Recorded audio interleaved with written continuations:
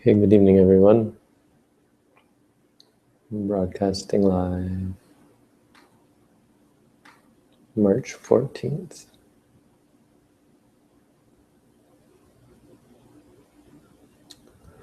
Today's quote is from the Pachalayamana Sutta. It's from the Anguttara Nikaya. It's really a pretty neat sutta. First and foremost, because of the practical advice it gives on dealing with drowsiness, which we all deal with in our meditation practice, especially when on a meditation course.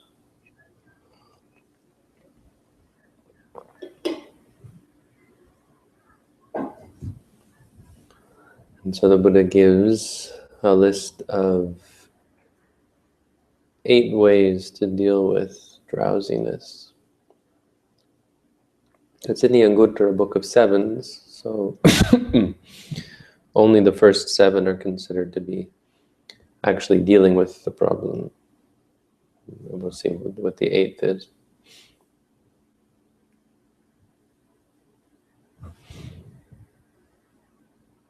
But the sutta has more than just that, so we'll go through everything in the sutta. Right. So this is, we have to understand that this is this is about Moggallana, who was the second chief disciple of the Buddha. The 2 chief disciples were Sariputta and Moggallana.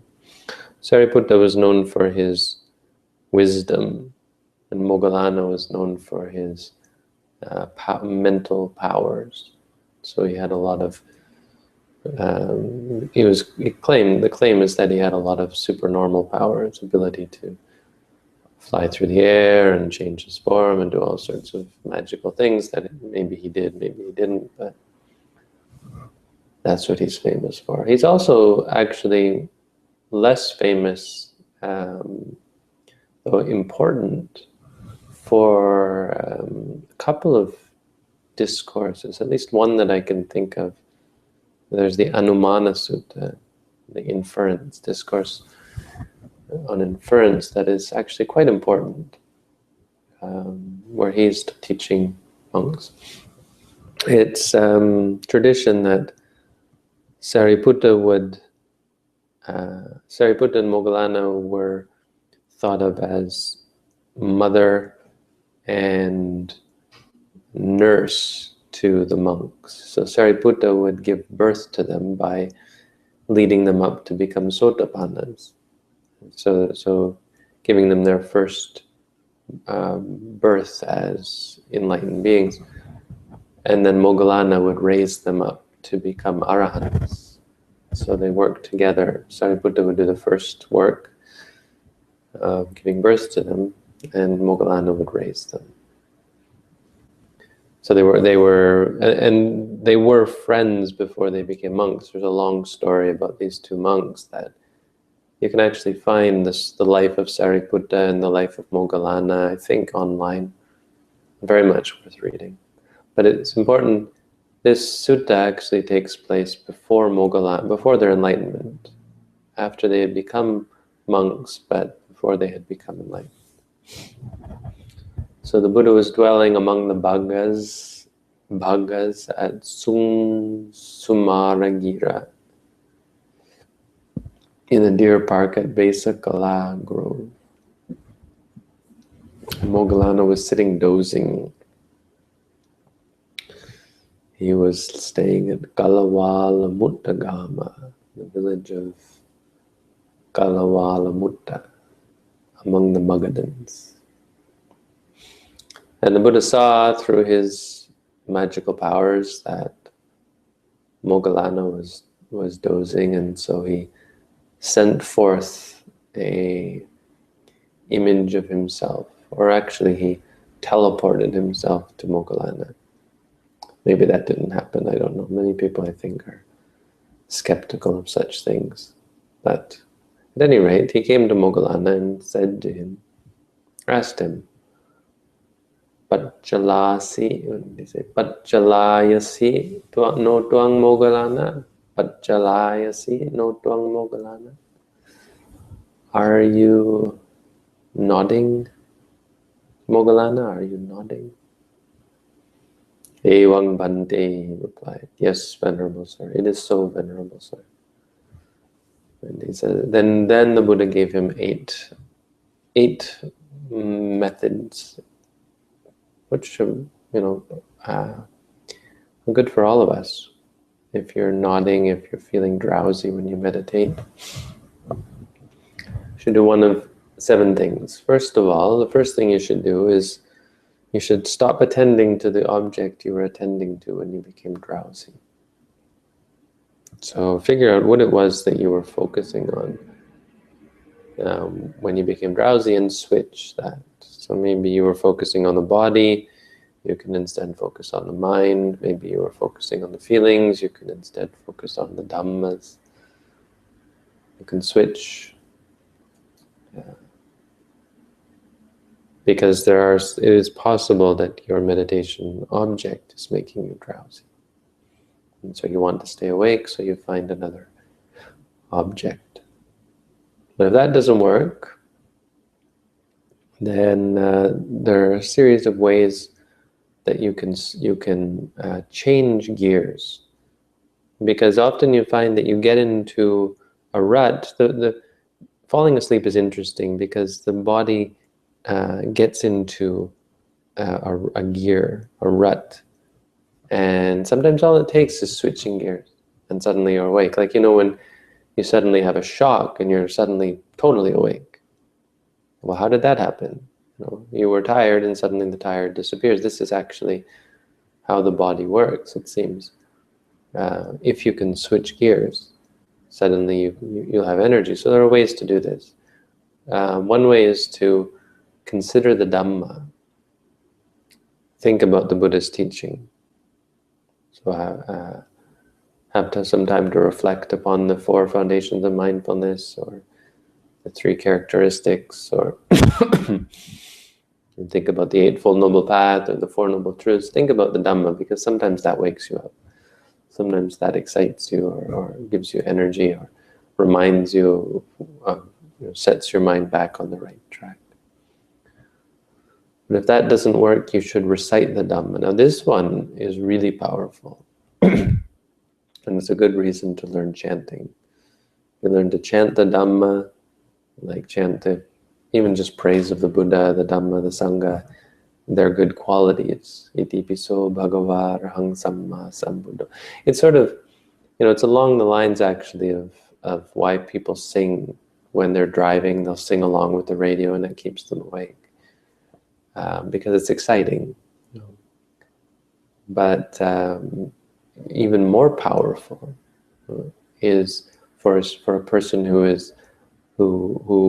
appreciates the Buddha, the Dhamma, and the Sangha, is to recite the Buddha, so praise of the Buddha or his teachings, or not praise, but remember the good qualities, reflect on the good qualities.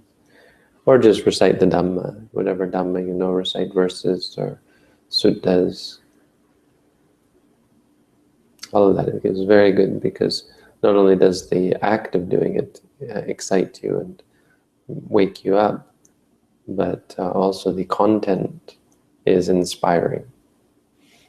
And that makes it a really good tool for waking you up. If that doesn't work, then the Buddha says you should pull both ears and rub your limbs with your hands. This is a physical means. So the Buddha is actually quite practical here. If that doesn't work, you should get up, rub your eyes with water, look in all directions, look up at the stars, and try and wake yourself up. Maybe take a deep breath and wake yourself up that way.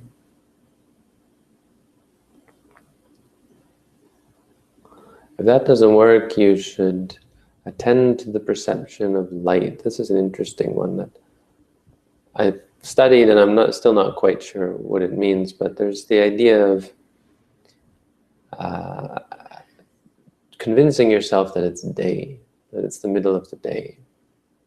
close your eyes maybe and imagine it's midday somehow. And it may involve magic or mental power, create a visualization of some sort where you actually, because in meditation you'll sometimes see light. You sometimes have your eyes closed and feel like the sun is shining down on you, and you open your eyes and there's no light. So it's possible to enter into that state and that perception of light, which is maybe what this means. Number 7 is really useful as well. If you feel drowsy, you should get up and walk. Do walking meditation. Undertake the practice of walking back and forth. And by such means, it is possible that your drowsiness will be abandoned. Now that's 7 ways.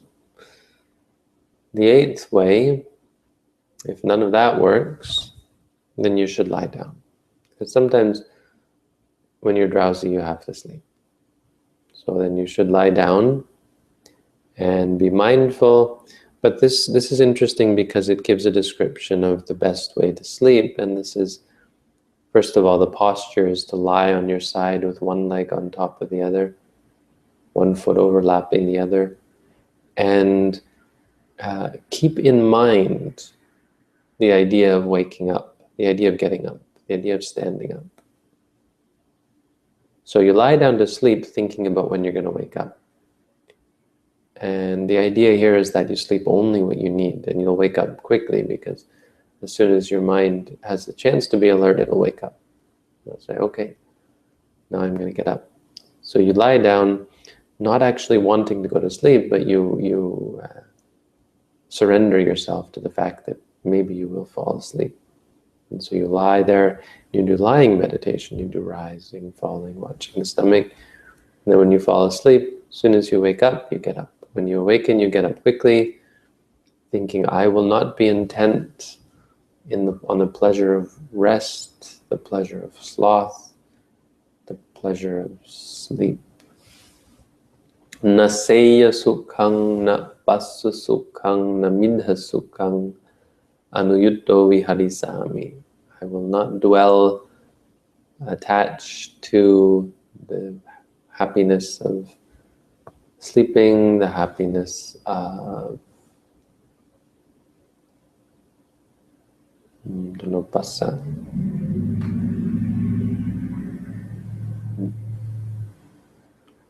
Of lying, and maybe lying on one's back. The midda sukhang, the pleasure of laziness. And that ends that part of, that ends our quote, right? I think. And that part of the sutta is then done.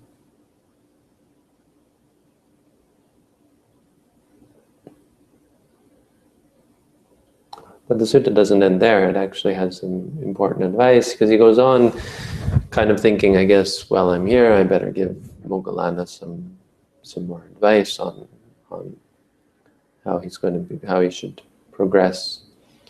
And so he gives some useful advice that's worth relating. He says, you should train yourself.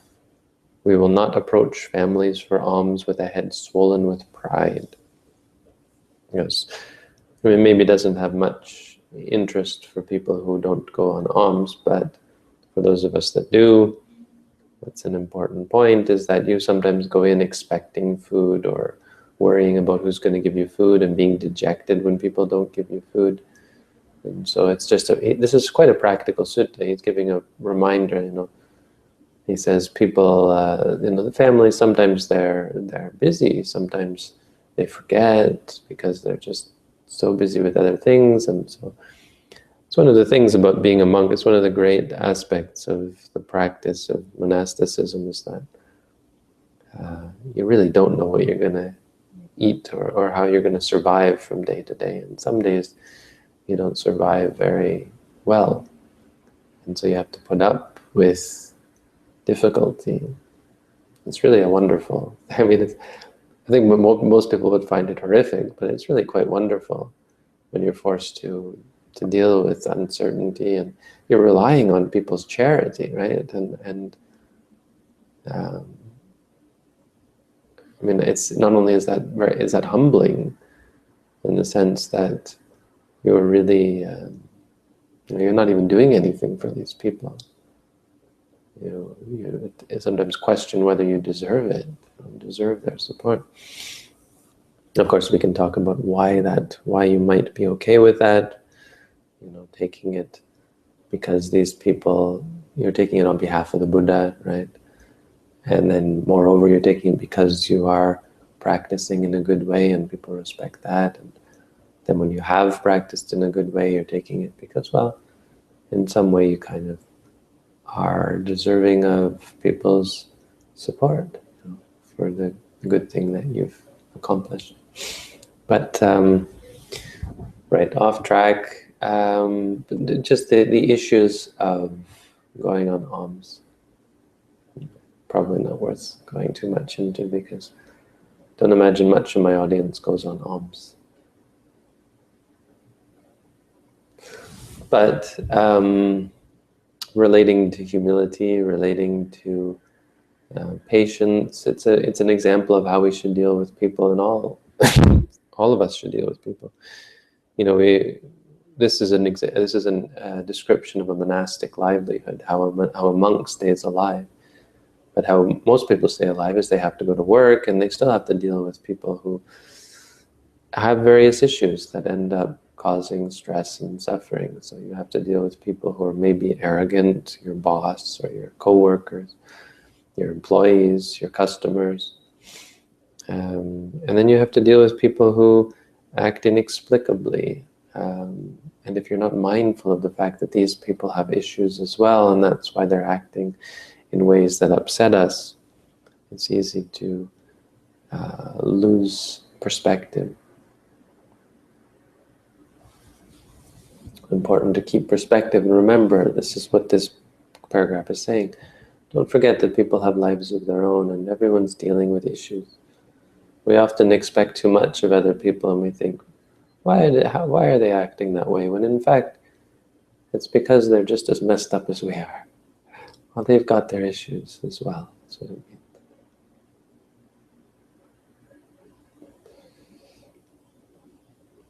Okay, so after that, he says, the Buddha says, you should train yourself thus, we will not engage in contentious talk. Another important one, don't sit around and bicker and argue and insult each other and gossip about each other and say nasty things about other people or so on. Because when there's contentious talk, there's an excess of words. When there's an excess of words, one becomes restless. When there's restlessness, one loses one's restraint. The mind of one without restraint is far from concentration. A really good quote. Navigahi katang katesami. We will not speak speech that is divisive or contentious. Probably not contentious. Quarrelsome. That's a better translation. Because vigahikaya mogalana kataya sati, when there is contentious talk, kata bahulang batikangkang, without doubt there will be lots of talk. Kata bahule sati, the word sati here isn't related to mindfulness, it's a different word that just happens to be spelled the same. It means when there is. Kata bahule sati, when there is kata bahula, muchness of talk. Udachang, there will be udacha, which is restlessness. Udattasa asangwaro, when there is distraction, there will be asangwara, non-restraint. We will not guard our senses because we're too busy talking. And we're too distracted. Asangvutassa ara cittang samadhimha.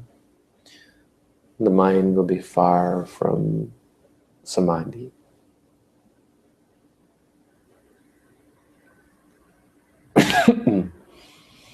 Nahang mogalana sabhi wa sangsagang vannayami. I don't mogalana, I don't praise all. I don't praise all bonding with everyone. No, I don't praise all company, all society. Nor do I praise bonding, nor do I praise society with no one. I do not praise society with householders and monastic. Unless it gives a clever thing. I do not praise associating with householders and monastic, but I do praise associating with quiet and noiseless lodgings. So what is the company that the Buddha prefers us to have? Company of empty places, company of quiet and noiseless lodgings. The Buddha was so awesome. His teachings are very rich. It's kind of just a clever, actually, somewhat humorous, if you look at it that way. Na panahang mogalana sabeva samsagang na vanaya. Sagahat pabachitehi ko hang mogalana samsagang na vanayami. I don't praise associating with and hanging out with other recluses, other sorts of, or other recluses, I guess. Or lay people, right? Yani chakodani senasanani appasaddani, whatever dwellings there are that are of little sound, appanigosani, of little busyness maybe, nigosa, shouting.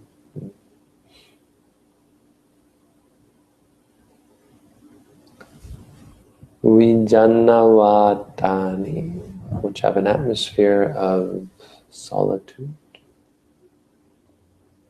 Manusara hasayakani, which are far from humans.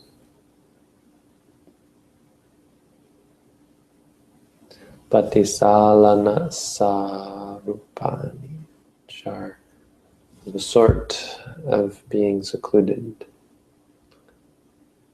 It is with such senasana, with such dwellings that I encourage you to associate with. Those should be your companions. Companions should be, you should think of your secluded place. For many of us, that might be our bedroom. Or if you have a spot in the forest, you can say hello, spot in the forest, and that will be your companion.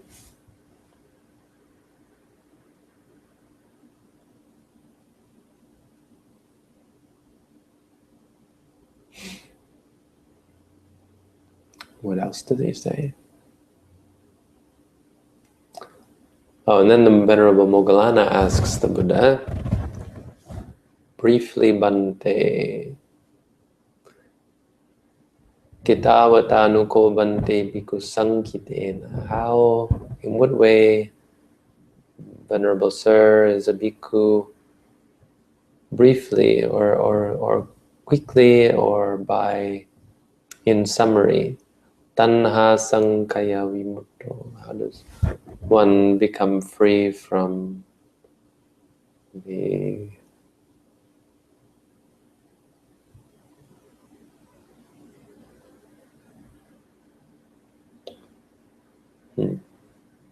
It's interesting. The freedom and complete destruction, or through complete destruction of craving. Ajantanito,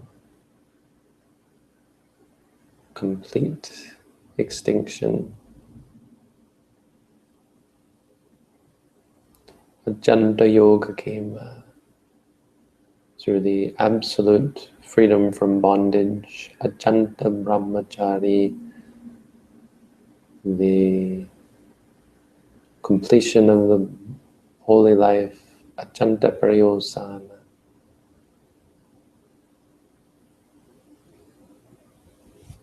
the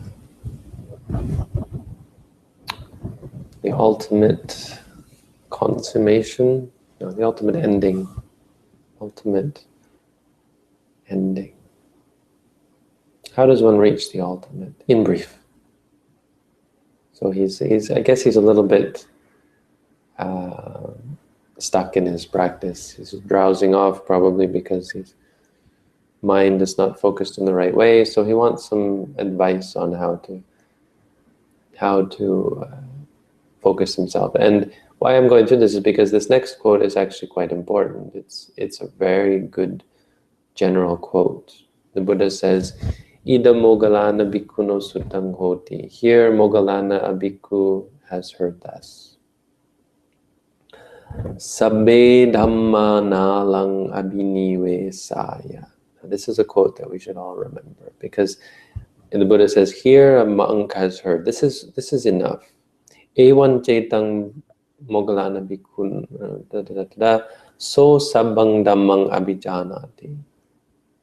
He comes to know all dhammas, or knows fully all dhammas. When one knows this, sabbe dhamma nalang abhinivesaya. This is what you have to learn. This is the truth that we have to learn. So even just hearing this is the door. This is the knowledge that you need prior to practicing. Is this sabbe dham, and this is talking about learned knowledge. So it's not something you understood for yourself. If you want to know, when you start to practice, what should you know intellectually? What should you understand about the practice intellectually? What is the claim that you should be aware of, that you're investigating? And this is that claim. Sabbe dhamma nalang abhinivesaya. All dhammas are not worth clinging to. And by all dhammas, it means including nibbana, including practice, everything. No dhamma is worth clinging to.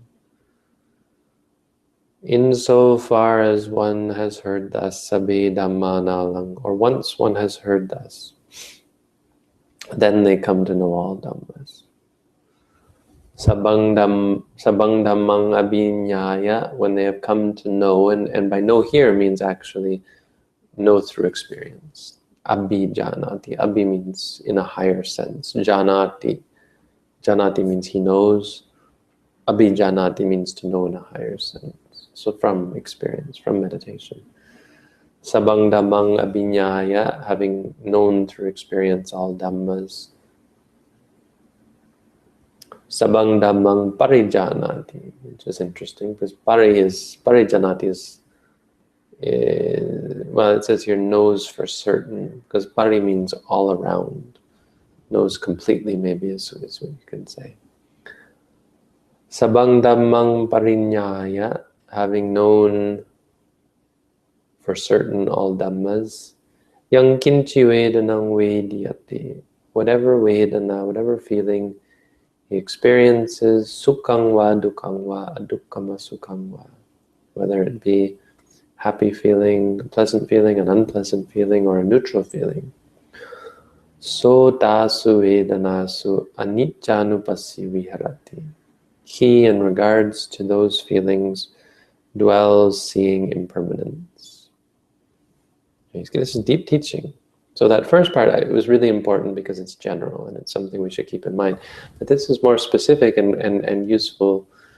It gives a description of how our meditation processes. So once you start to practice based on this idea of not clinging, so once you start to be objective, which is what we do when we remind ourselves, saying to ourselves, pain, pain, you're trying to see the experience fully. You see, people criticize this practice. Why are you focusing on the pain? Why are you focusing on the problem? Why not calm the mind, find a way to be free from it? Look at what the Buddha said. Abhijanati, parijanati. You have to know this thing. This is a Dhamma. And you have to know it thoroughly. You have to know it completely. You have to know it in a higher sense. Fully understand it.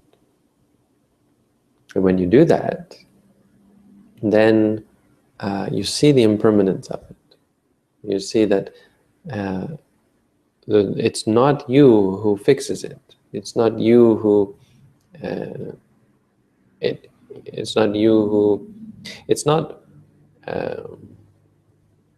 trying to fix it that solves the problem, because it's unsure, it's uncertain. Is it going to go? Is it going to stay? It's not up to you. It's not based on your desire. It's impermanent. And the same goes with, I mean, more importantly, I guess, with the things that you cling to, the things that you want. So you want to be free from pain, for example. That's impermanent. And you start to see that all the things that we cling to, all the pleasures, all the things, happinesses, they're not real happiness. Because you start to see that the things you want, the things you like, are unstable. But so it goes with happy feelings, it goes with painful feelings, it goes with neutral feelings. They're all uncertain. And you start to see that. And it's important, or it's essential, because that is the answer. Once you see the inconstancy of these things, you see that the uncertainty, the instability, the unreliability, then your mind inclines away from them. That's what he's going to say next, right? Viraga nupasi, becomes disenchanted. So the desire for them, the desire to fix it disappears. The desire to keep it, if it's a happy feeling, disappears. Desire to acquire pleasant feelings disappears. You say, enough of that. Nirodha nupasi viharati, dwell seeing the cessation. Patinisaga nupasi. So this is, they start to incline away from, patinisaga is disinclination. You let go. Letting go, you know, people talk about just let go, you learn to let go, that kind of thing. You don't learn to let go, not directly. You learn the truth about things. You learn impermanence, suffering, non-self. You learn the nature of things as not amenable to your control or your domination or your ownership. And once you see that, the letting go happens by itself. So dasu vedanasu aniccanupassi viharanto viraganupassi. When seeing all of this, na kinchi loke upadhyati. This is actually a quote also in the Satipatthana Sutta. He doesn't cling to anything in the world. Natcha kinchi loke upadhyati. The cha isn't here. Wonder if it is in the variant. Yeah, in other versions, it's natcha kinchi loke upadhyati. It just means end. And he doesn't cling, he or she doesn't cling to anything in the world. Anupadiyang na paritasati. Not clinging to anything, he or she doesn't burn, doesn't become, does it mean burn? Tasati, I think, means burn. No, I'm not sure. Is not tormented. Na paritasati. Aparitasang pajatam yeva parinimbayati. Not being disturbed, not being tormented by these things, because they torment us, right? If pain torments you, if you're worried about it, if you're fussing about it, if you're concerned about it, you know, and this involves trying to fix it. Every time you try to run away from the pain, try to chase away the pain, you hate it more. You get more averse to it, and you build up aversion. But when you let go of it, you don't suffer because of it. You can be in great pain and you won't suffer. Same goes with happy feelings. Happy feelings torment us when we're chasing them. We want them, and constantly you get them, well, you want them again. You want them more and more and more and more, and you're tormented. Even neutral feelings, you want to be calm, well, you have to work at it, and they're tormented by working again and again for the same calm that doesn't last and doesn't stick. And so giving them up is the way to find true peace. And when you find that peace, when you're no longer disturbed by these things, paccatang yeva parinibayati, you become fully freed. Paccatang, for yourself. And then you say, or you know, You know pajanati, you know fully. Kina jati, destroyed is birth. Usitang brahmacharyang, lived is the holy life. Katang karaniyang, done is what needs to be done. Done is what should be done. Na parangitatayati, there is nothing further here. There's nothing more than this. This is the end. That's the goal. So this is a description of someone who has found the goal. So you talk about goals, you talk about what is the purpose of life, what is the goal. This, according to Buddhism, is the goal. You have found something that is goal-worthy. In other words, it's not something you attain and then you say, well, now what? There is no now what? That's the goal. Kina jati, no more birth. Usitang brahmacharyang, lived is the holy life. You've lived the holy life. You've found the way to be truly holy, truly spiritual, truly enlightened.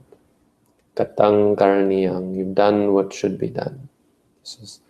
You found that which really we all should do in truth, not just according to someone's idea, but what in absolute fact should be done.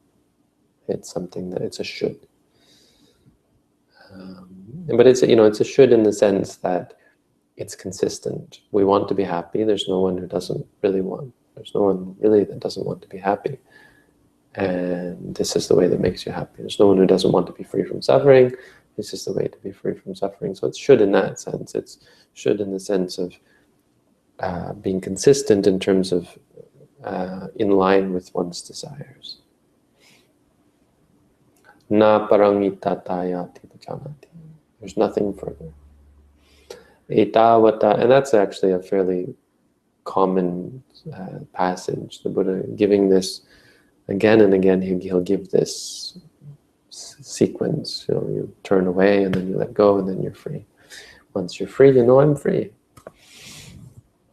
Etavata ko mogalana bhikkhu sankitena tanka. This is a short exposition, or in brief exposition, how one becomes free through the complete letting go of craving, complete destruction of craving.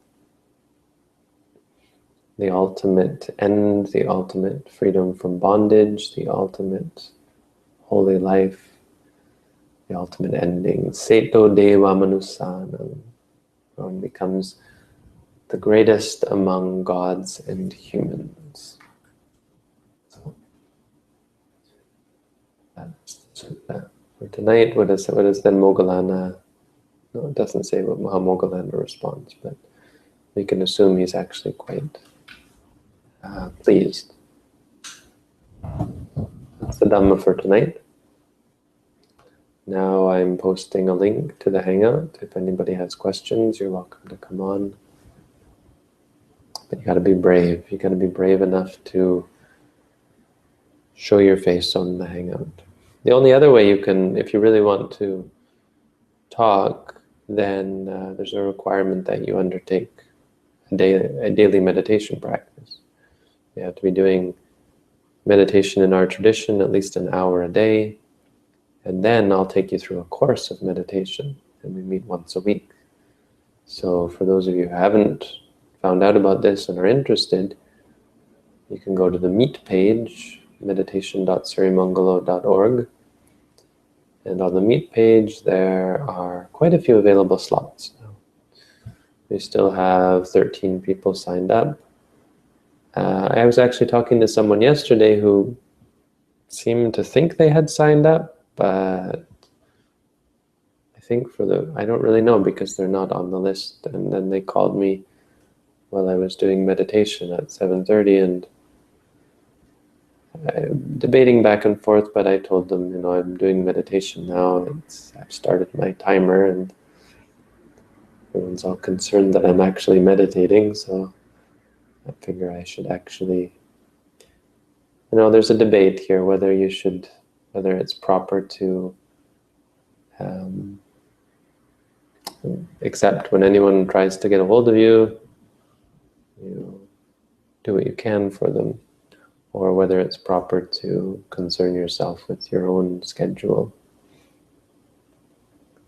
I think it's, as I was saying, I think it can be important to not make it too easy for people to get access, because what I'm seeing lately is there's less appreciation, people calling me up on the phone anonymously and not telling me their names and asking me questions that are not related to the goal. That kind of thing is happening. On the other hand, I've had some really good meetings. Today, a lot of people cry when I talk with them, which is heartwarming. I mean, it's funny because, you make people cry, which is on the face not a good thing, but I talked with someone today who's going through some fairly serious issues emotionally. I mean, they said, I've got it really good, and I mean, I'm not suffering, I'm not being abused or anything, but a lot of emotional issues with family and that kind of thing. Didn't really go into it in detail, which is of course not important, but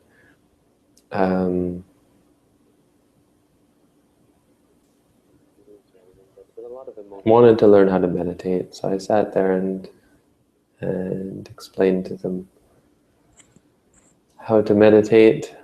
But the crying came when we started talking about emotions and looking at them, not trying to avoid them, and that's a pretty emotional time when you actually feel like you're given the opportunity to experience your emotions, to let them out. It's quite freeing. And so this person started crying. And then we talked some more, and then we did probably about 15, 20 minutes, maybe not even that much, maybe 15 minutes of meditation together. Oh, and they skipped their class. The shocking thing was they were supposed to have a class, but they said, she said, that, she knew she'd go to class and she just wouldn't be able to focus. She wouldn't be able to put her energy because she was just at a point where, anyway, I don't know if I want to get into details of people's personal lives, otherwise they find out and they're like, that was told in confidence, but no, I'm not giving personal details. And it's important that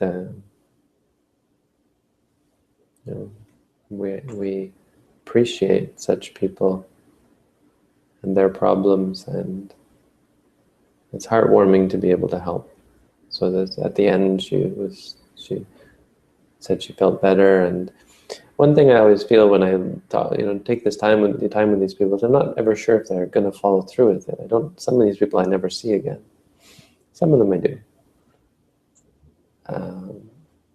But on the other hand, it's kind of amazing how, years later you might hear from someone, or you don't hear from them. But I guess if you don't hear from them, you don't know. But there is a suspicion that a lot of people just go off and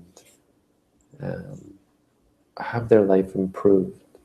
Because there's a lot of people who say that, for all the negative comments that I get, or I guess anyone in this position might get, there's so many positive comments, and they're far outweigh the negative. It's a funny phenomenon on the internet. People always focus on the negative. So you write a post and you get 100 positive responses, then you get one negative response. And you say, oh no, everyone hates me. It's easy to focus on the negative. But what I meant by this was, it's encouraging how much positive there is. And people, just one person saying, wow, your videos have really helped me and improved my life in this way and that way. I mean, is that not worth it? Does that not make it a good thing? We were talking today with this person who I was talking to. The question was about helping people, because she, like me, is the sort of person who likes to help people, or has always wanted to help people. I said, well, you know, the real reason to help people, first off, is because it's the right thing to do. You shouldn't help people really because as a goal, because there's always more people to help. I mean, if that's your goal, you're not really doing much. And moreover, helping others is not really how it works. You have to, if you don't help yourself, if they don't help themselves, the solution is not to help others or to have others help you. The solution is to help yourself. So teaching others to help yourself, but the only way you can teach others to help yourself is if you actually know how to help yourself, and therefore are helping yourself. So helping others is much more about being the right thing to do and how it impacts your life. When you help others, it makes you feel happy, it makes you feel confident, it makes you feel good. It gives strength to your mind. I got a couple of people on my Hangout. Who are you guys? I don't know either of you. You probably know me as Booby Chat from the meditation forum. Sorry, my volume's low. Say that again? You probably know me as Booby Trap from the meditation forum. As who? Booby Trap. Oh yeah.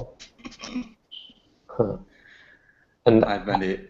I'm Felix from London. Actually, I just found out the meditation link actually this yesterday. And I've seen a few of your YouTube clips in the past, but just found it by accident. The reason is recently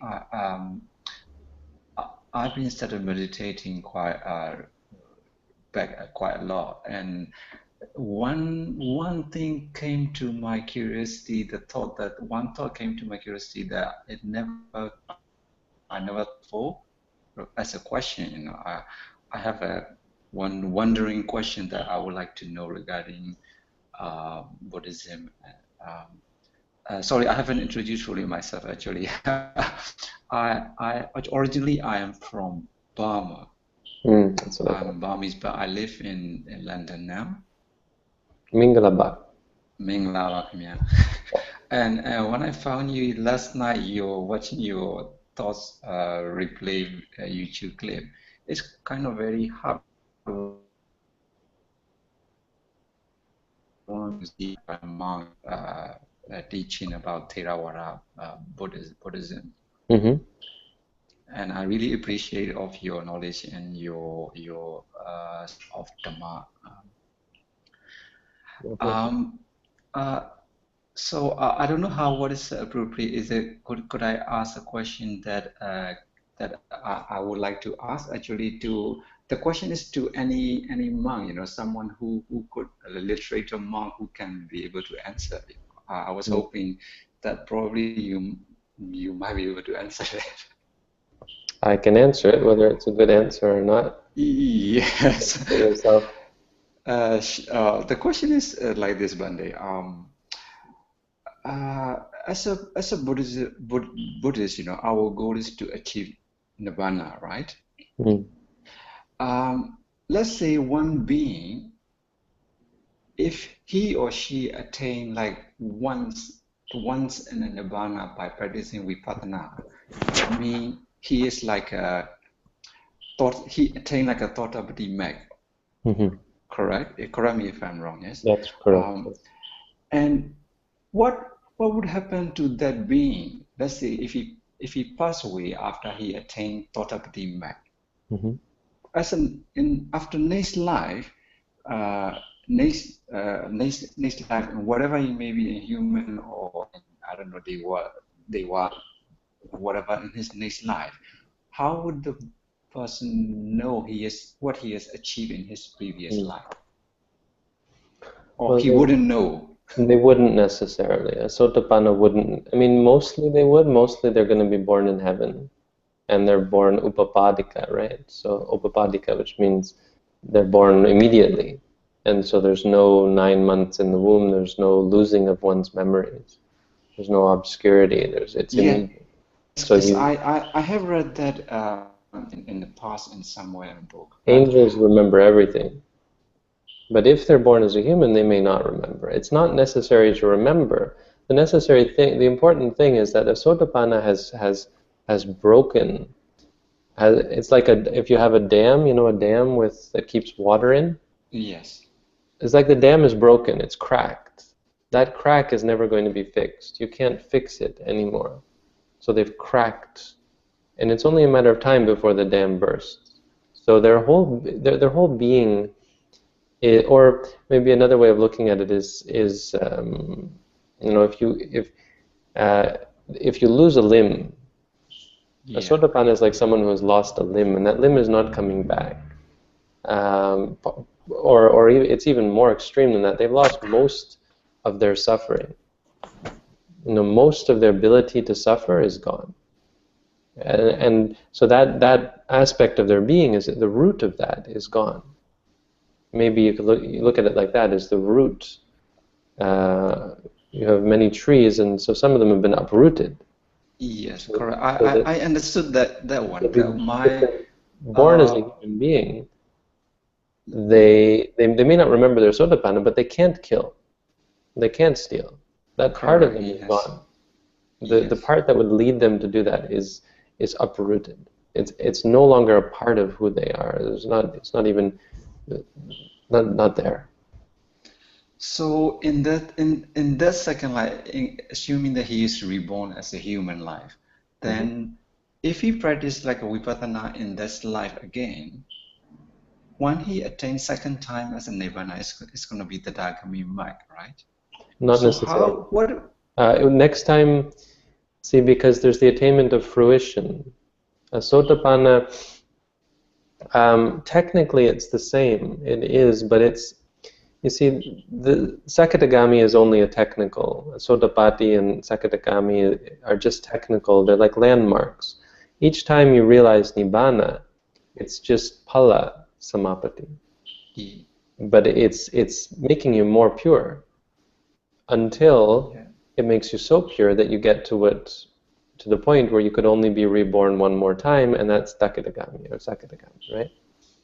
But that's just a landmark. The next time you experience it, you probably still be a Sotapanna.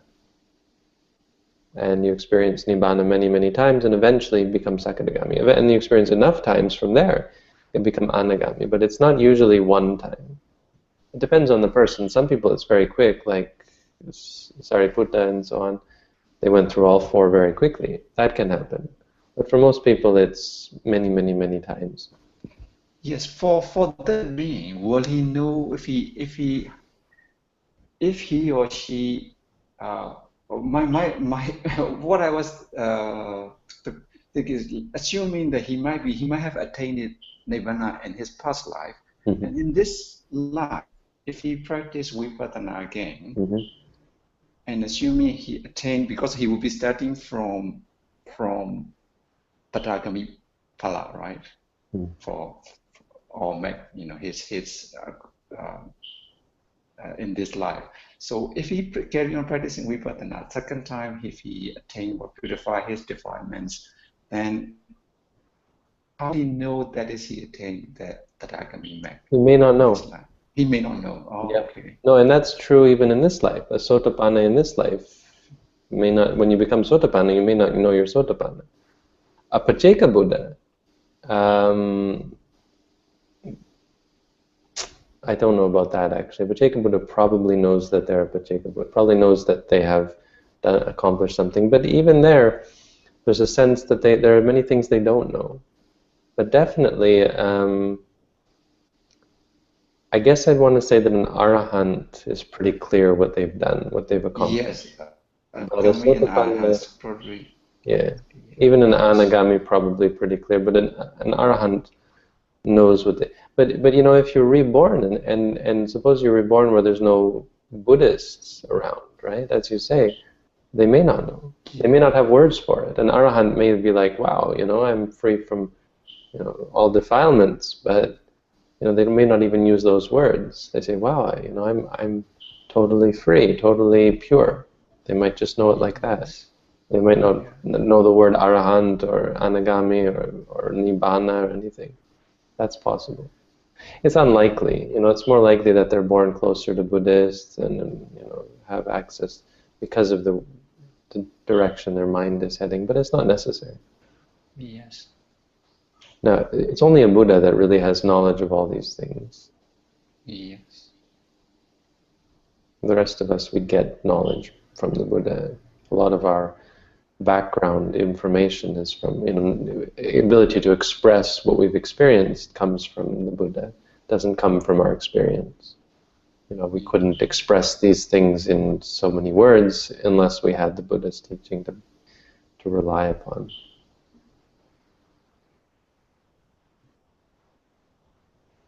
So what we just talked about tonight is more what they feel. They feel, Wusitang brahmacharyang, I've lived a pure life, katang karniyang, I've done what needs to be done. Na parang itataya, there is nothing further from here. They'll know that. That's what an arahant knows. Now, Sotapanna probably doesn't know things nearly as clearly. They get a sense something happened, and something's different, but it's not clear what that is. Yeah. Even Sakadagami is not so clear.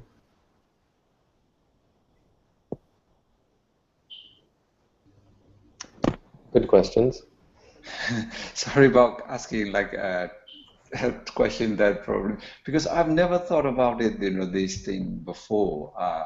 I was obviously I was a Buddhist, since I was my family background. I'm from Burma, so I was born as a Buddhist. But I have never I'm not following, even though as a Buddhist, I don't approach to how can I say, not very religious, as in the sense that not going to the monastery or something like that, But I grew up, all the Buddhism knowledge to me came from through the books. I read through the books around I was teenage, quite a long time ago. Well, still, it's better than most of us. You've got the background. Yes. Actually, I found out, a lot of there's a Buddhist society or like a knowledge, that you can read through online. I will share it on the meditation side. Yeah, there's some good regarding Theravada Buddhism, like a Tibetan books in English. I'm reading back through, what I found it now because now that I'm in England and Right. Well, glad to have you. Welcome. We practice. Are you aware of the meditation that we practice at this site? Yes, I've been looking through Mahasi Sayadaw technique. I have read about his books in the past while I was in Burma a long time ago. You have access to the Burmese, no? Yes, correct. But not all the books are with me. I was lucky enough, I received all those books because of my father, like father inheritance, I would say. There's even, do you know this Burmese Dhamma site that has all sorts of talks by Sayadaws in Burmese, like MP3 files? Yes, they do have. Like Dhamma Download, I think it's called, or something.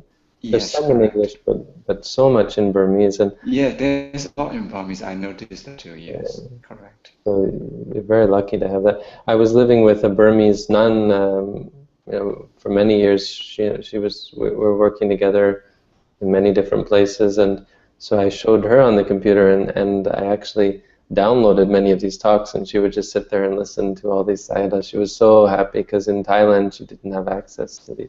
We were living in Thailand, so she didn't have access. So yes, she was very happy to have those. Yes, correct. Sometimes, Dhamma is like, even though, like you said, I'm from Burma, sometimes I realize even my close family, like my, or other friends, some Burmese people, the way they see Buddhism is not deeply or, as that Sure. they should be. Yeah. No, you really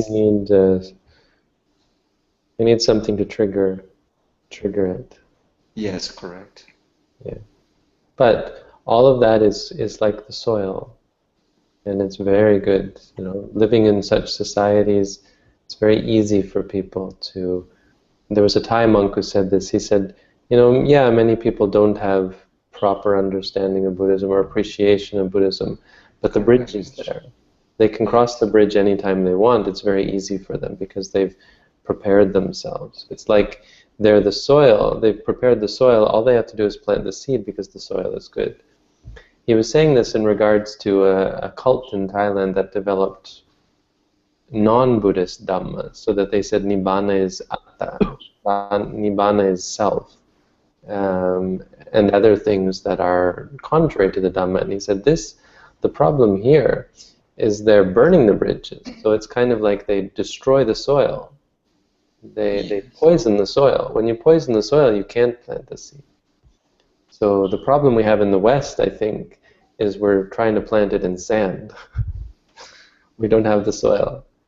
In Buddhist countries, you have a good soil. Most people, good soil. And this is why meditation is very easy to teach in those countries. Like I found in Thailand, when you do teach meditation, you get really good results. I can appreciate. Yes. It's just a matter of getting people to meditate, but really good results.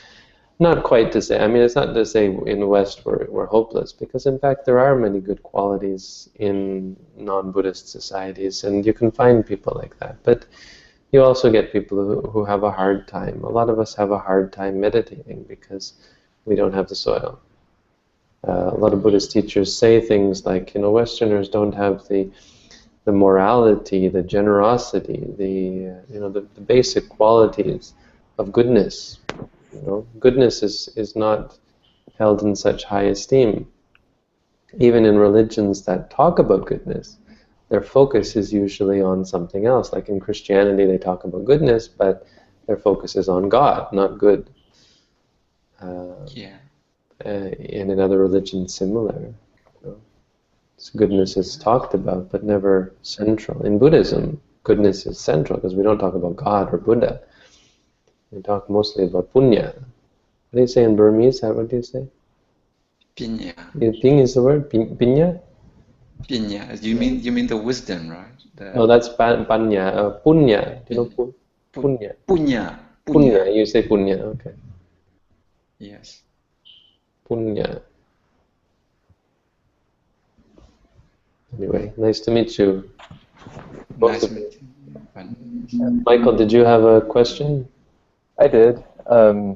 It's kind of a good segue about reconstituting a more regular meditation practice that I've kind of unfortunately fallen out of a bit. I hear you.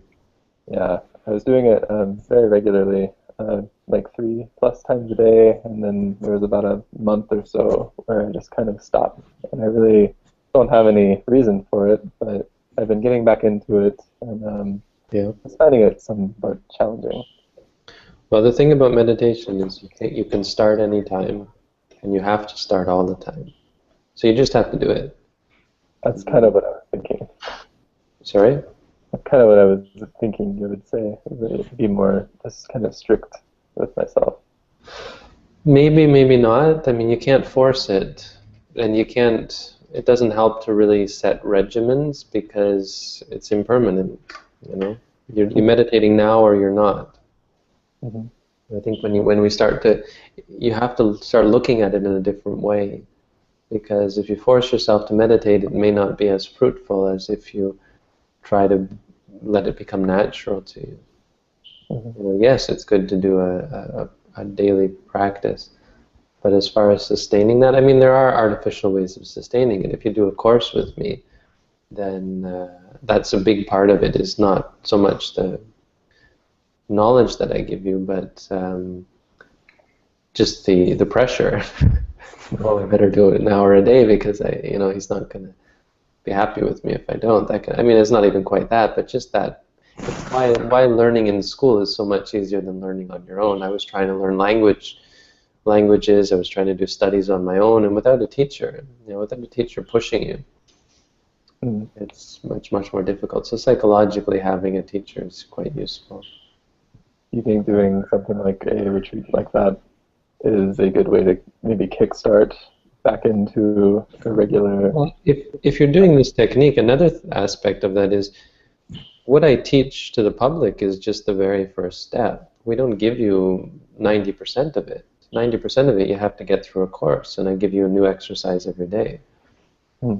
So, in this tradition, really everyone in our forum should be going through this course if they're keen on continuing in this tradition. Okay. Really, everyone should do that. And I like the requirement of you doing 1 hour a day, because that filters out people who maybe aren't serious. You've really got to be keen on this. Are you going to put up, do an hour a day? But it's not. I don't think that's an onerous task. In the end, by the end of the course, I want you to be up to 2 hours a day, which is also still not that onerous, but it is quite a commitment. Well, and see, that's where I was before this. Sure, but you were only doing the first step, right? Stepping right, stepping left, rising, falling. Right. Yeah. That's only the very beginning of the practice. So I would say it starts to lose its. To some extent, it loses its power as you get better at it, because you're not challenged so much anymore. You find it much easier to continue if you had more steps, I think. Maybe I should look into that then. It's spring break coming up next week, so that's a perfect opportunity. You just need an hour a day. Yeah, it's one of those things where, you have the time to do it, you just don't do it. Well, do a course and you'll make time. You'll see. The psychology of having a teacher, it's quite powerful. Yeah. Are you feeling better? Better, not 100%. We're talking about it in class today. One of my classmates, she's at least my age, probably older, but we both have this sickness. And it's weird, you're getting hot flashes and dizziness and tired. It's been 2 weeks already, which is a long time for sickness. And resting doesn't seem to help, meditation doesn't seem to help. You maybe think something like Although then I told this to the other person, and she said, well, not resting, not meditating probably make it worse. You're probably right. It's probably helping to keep it from getting worse. And if it's something like mono or mononucleosis. Yeah, I think it's just a flu. She was saying someone had this for 6 weeks or something. Oh my goodness. Yeah. That doesn't sound fun. That's lots of fun. Good meditation object. Yeah, it makes schoolwork a little bit challenging, but I was trying to explain my thesis to our teacher's assistant today, and I said, wait a second, for my brain to catch up. You still going over the Lotus Sutra? Sorry? You still going over the Lotus Sutra? Yeah. Yeah, and she asked me whether I was going to rely upon secondary source opinions or whether I was going to try to give my own opinion. I said, no, I know not to give my own opinions. I know I've been burnt by that before. I said, if I was going to write an essay from my point of view, I would be, what was the word I used? Strongly, not critical, but worse than critical. Can't remember what the word I used.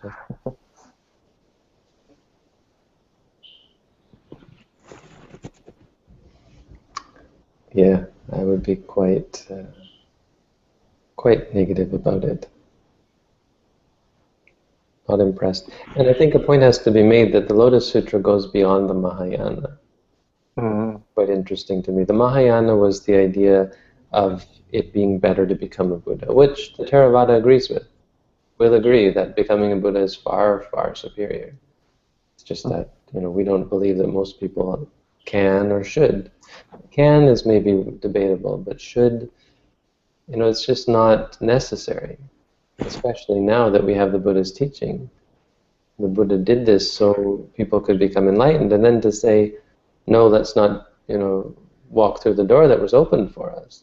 It's kind of, well, what happens when next time someone becomes a Buddha? They're going to say the same thing, then what was it all for? Right? What good is it to become a Buddha if you're expecting everybody else to become Buddhas? Nobody's listening to me. It does seem a little self-insistent. A little what? A little what? Self-insistent. And I think you actually said a bit sophistic as well. Sophistic, yeah. But the Lotus Sutra, so anyway, that's an argument we can have, and we can appreciate the Mahayana to that extent. Anyone who wants to become a Buddha should be appreciated.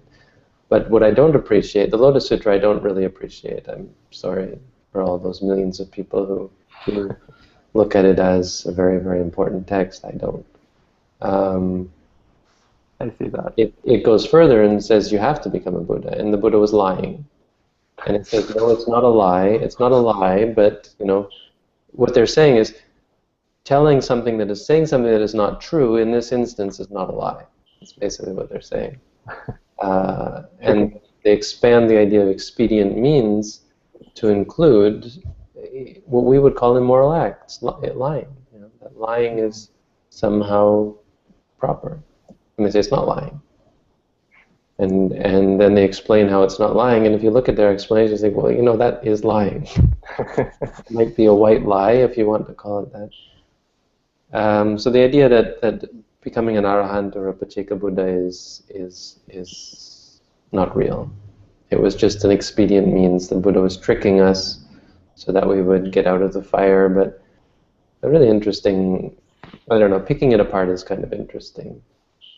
What I'm focusing on in my essay, though, is how the text has been adapted and how its adaptations are what's made it famous, not the actual content or purpose of the sutra. Because the Lotus Sutra was directed towards Indian Buddhists who needed to be convinced or had an idea that there were three vehicles. And so it's saying that there's only one vehicle. Now, that argument is lost on East Asian Buddhists for whom the Lotus Sutra is so important. Nowadays I suppose it isn't, but at the time it wouldn't have resonated in the same way because, well, they didn't have the three vehicles. There wasn't a deeply ingrained sense of that. So the focus in East Asian Buddhism is much more on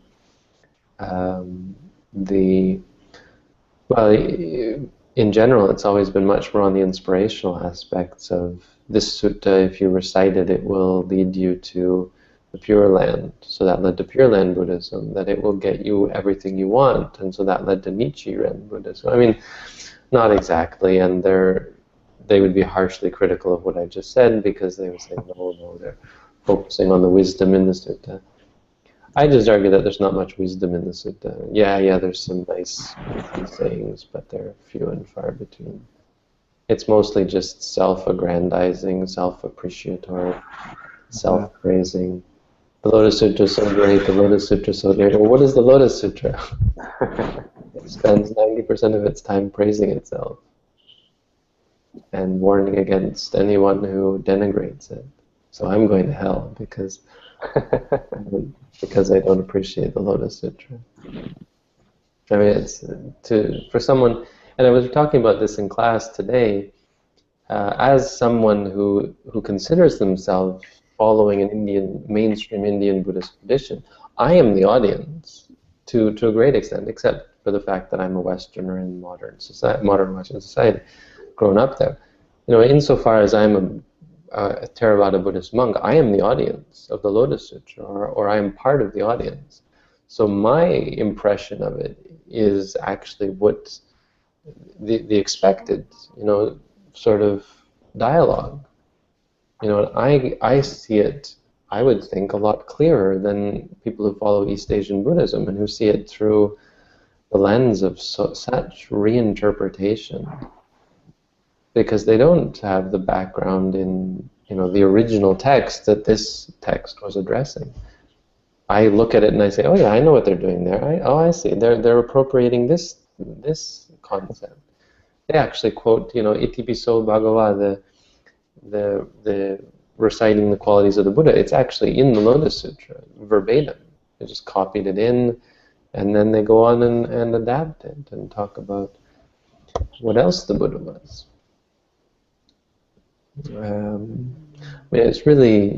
It's so, because a lot of it is, I know the tradition that it comes from. I'm very familiar with the tradition that this grew out of. But it's like it took sort of the inspirational aspects of mainstream Buddhism and cubed them. It just exponentially took it to a whole other order of magnitude. And so you've got exaggerations of the Buddha. These Buddhas stick their tongue out, because the Buddha said to have a long tongue that he could touch his nose or even his ears. I don't know.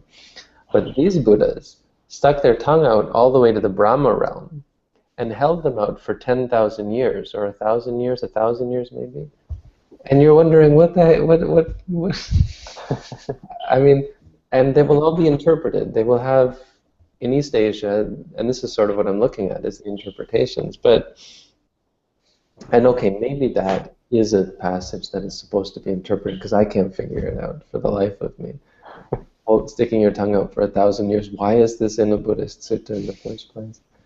So if you're going to interpret that, if there's an interpretation, and there probably is, maybe that passage actually has.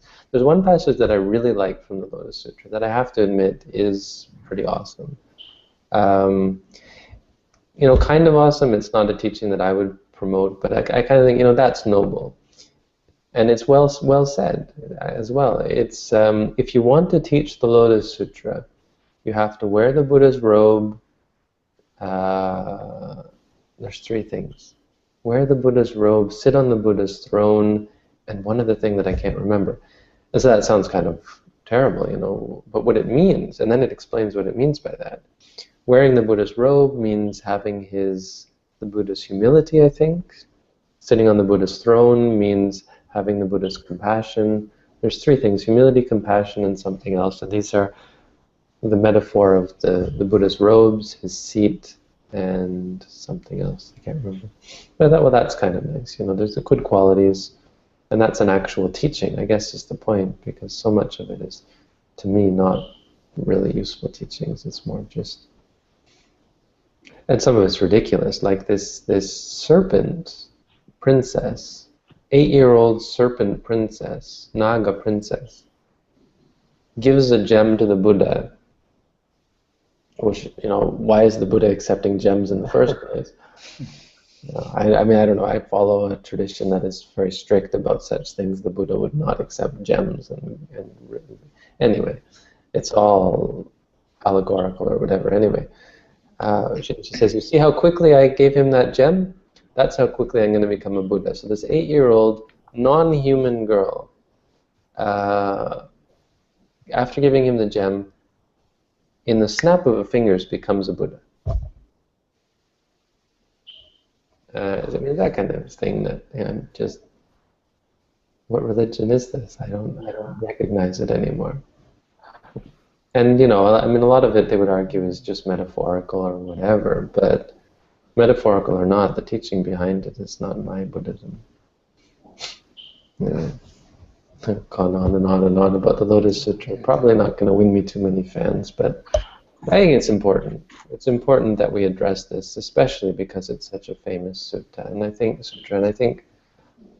I guess I would like to have some dialogue with some people, because last time I talked about this, I got at least 2 people commenting. One who was a really good friend of mine, Backmoon Ward, is his actual name. And I didn't actually get back to him, but he said, it's actually not what you think, and if you study the Lotus Sutra in depth, it means something quite different, which I appreciate, but I think is much more about how it's been interpreted than about what it was actually intended to do. Most people who study the Lotus Sutra now are in a totally different frame of thought than the original authors, and interpreted in ways that I'm 90% sure it wasn't meant to be interpreted, or wasn't expected to be interpreted. So, whether that's valid or not, I guess that is valid. Well, it does have a huge proliferation. People really like to cite the Lotus Sutra as their number one. Mm. And I don't know. I agree with you. I don't really I don't appreciate it very much. But yeah, I mean, if you study the Theravada Buddhist texts, you can't help but see the difference. Yeah. That there's, and they would say, well, yeah, because the Theravada Buddhist texts are inferior and they're just a limited teaching. And I couldn't disagree more. I find them, what we just studied tonight, that is a teaching that is practical and strong, and you said there's nothing more here. So this text is a lie. According to the Lotus Sutra, this text, which we just said, is it's a bald-faced lie, that you can't get beyond that, because he's telling Moggallana, they understand there's nothing more here. Na parang itataya. Nothing further. And they say, well, actually, they may know that, but they're wrong. Guess what? They have to become a Buddha now. So, anyway.